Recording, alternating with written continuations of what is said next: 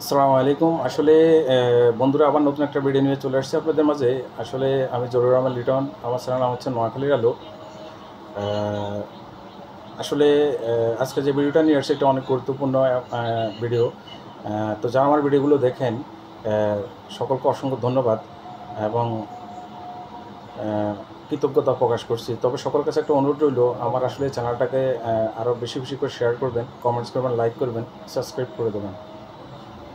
তো আসলে বন্ধুরা আসলে মূল ভিডিওতে চলে যাচ্ছি। মূল ভিডিওটা হচ্ছে কিছুদিন আগে যে বাংলাদেশে কোটা সংস্করণ নেওয়া যে একটা রণক্ষেত্র হয়ে গেছে, আসলে এটা আসলে অনেক দুঃখজনক একটা বিষয়।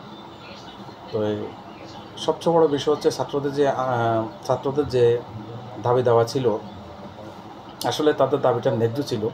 কারণ মা বাবার অনেক টাকা খরচ করে পড়ালেখা করে যদি চাকরি না পায়, তাহলে তারা তো সাধারণভাবে তারা ক্ষিপ্ত হবেই। তবে দেশের দিকে সব কিছু মিলাই সব ছেলে সন্তান তো তাদের মা বাবার সবাই তারা পয়সা আলা না, এখানে ধনী গরিব সব মিলাই তারা শিক্ষা লাভ করতেছে। তো সবচেয়ে বড় বিষয় হচ্ছে চাকরি যখন পায় না, তাদের ভিতরে অনেক কষ্ট, তাই জন্য তারা কোটা নিয়ে আন্দোলন সৃষ্টি করেছে। যাক, শেষ পর্যন্ত রণক্ষেত্রের পরে প্রধানমন্ত্রী শেখ হাসিনা তাদের যে দাবি দাবাগুলো অবশেষে মেনে নিয়েছে। ইভেন যারা ইনজুরি হয়েছেন তাদেরকে হসপিটালে গিয়ে সরকার দেখেছেন, অনেক দুঃখ প্রকাশ করেছেন, তাদের চিকিৎসার ব্যবস্থা করে দিয়েছেন। ইভেন যারা মারা গিয়েছেন তাদের জন্য সরকার একটা বাজেটের ব্যবস্থা তৈরি করে তাদেরকে নগদ অর্থের একটা ব্যবস্থা করে দিয়েছে। তো সরকারের কাছে কৃতজ্ঞতা প্রকাশ করছি। তবে সবচেয়ে বড় বিষয় হচ্ছে আসলে আসলে আমরা এটা চাই না। আমরা চাই না যে কোনো হতাহতর মধ্যে আমাদের দেশে কোনো কিছু বাস্তবায়ন হোক। আমরা চাই সুন্দরভাবে সুশীল একটা সমাজ, সুশীল একটা দেশ। আমরা এরকম একটা সুন্দর একটা দেশ চাই, সুন্দর একটা সমাজ চাই, যে সমাজে ঝগড়া বিবাদ, মারামারি কাটাকাটি থাকবে না। যে দেশে মানুষ মানুষকে ভালোবাসবে, সোনার বাংলাদেশ গড়বে, ওই দেশে আমরা বসত করতে চাই, ওই দেশে আমরা ভালোভাবে বাঁচতে চাই, চলতে চাই। এটা হচ্ছে আমাদের কাম্য।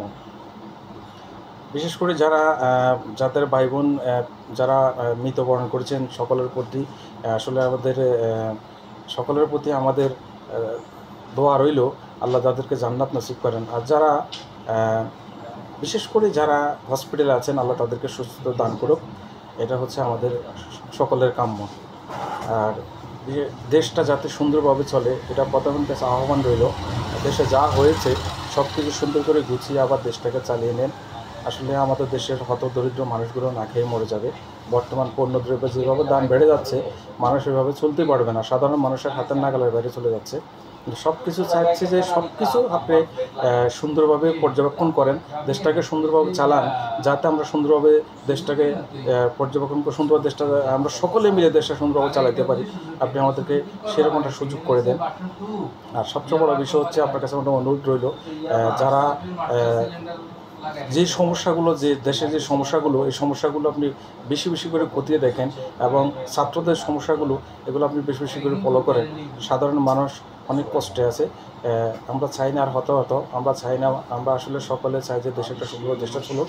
আমরা সকলে মিলে দেশটাকে সোনার বাংলা হিসাবে গড়তে চাই, দেশটাকে সুন্দর দেখতে চাই, স্বাধীন দেশ দেখতে চাই। এই প্রত্যাশা আমি বিদায় নিচ্ছি। আমি জরুর রহমান লিটন, আমার নাম হচ্ছে নোয়াখালীর আলো। আসসালামু আলাইকুম রহমতুল্লাহ।